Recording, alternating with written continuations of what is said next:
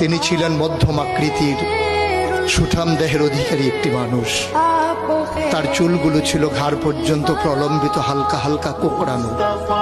তিনি যখন চুলের ভিতরে তৈল দিয়ে আছড়াতেন মনে হতো মৃদুমন্দ ঢেউ দেখা যায়।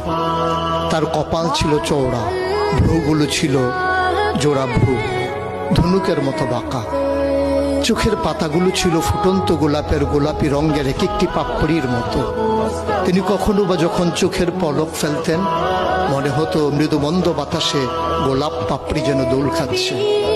তার চোখের সাদা অংশ ছিল রক্তিমাভ সাদা, কালো অংশ ছিল কৃষ্ণ কালো। তার নাকটা ছিল খাড়া, নাকের ছিদ্রগুলো ছিল ছোট ছোট। নাকের নিচে ছিল সরু চিকন গোঁফ, গোঁফের নিচেই সেই গোলাপি রঙের ঠোঁট।